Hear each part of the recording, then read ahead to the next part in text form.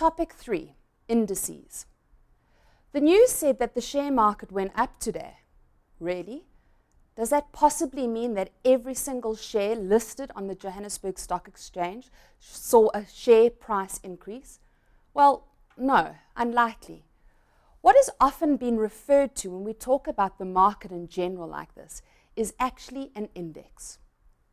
So what is an index? Well, it's a benchmark and a basket of shares that we use to track the performance of the market in general. In the South African market, you'll typically hear of two benchmarks most often, such as the All Share Index, also known as the AllSy, and the Top 40 Index. Now, the AllSy is actually a basket of more than 160 shares of the most liquid traded on the exchange. And this is actually often the index that we're referring to when we're talking about the market as a whole. The Top 40 Index, by comparison, lists the largest shares that trade on the JSE by market capitalization value. So, Top 40 Index has gone up. What does that mean for you and your portfolio? Does it mean that your portfolio has seen equal rises in value? Well, not unless you are holding each one of those shares that are in the index. That's unlikely. This brings us to ETFs, which is really just short for Exchange Traded Funds. An Exchange Traded Fund is a way in which that you can trade the market without having to buy each and every one of those shares in the index. An example of an ETF is the Satrix 40 ETF, and this actually manages to replicate to its best the transactions, the market values of the Top 40 Index as it moves.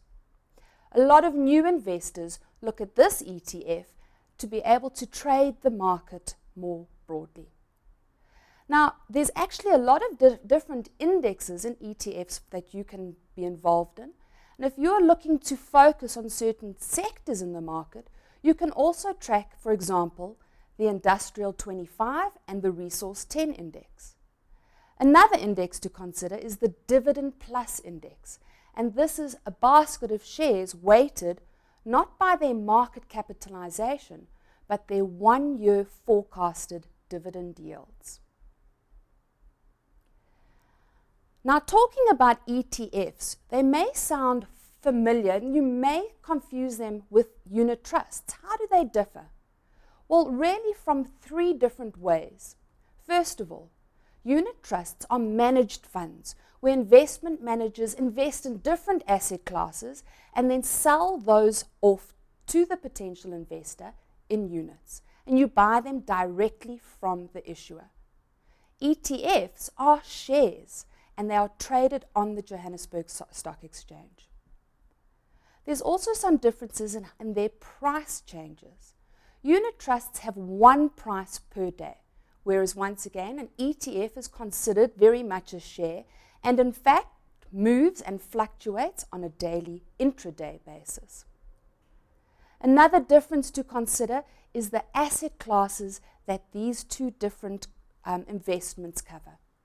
Typically, a unit trust involves money that is managed on your behalf in a variety of different asset classes, such as bonds, shares, of course, and even the foreign exchange markets, whereas the ETF are usually more specific to shares.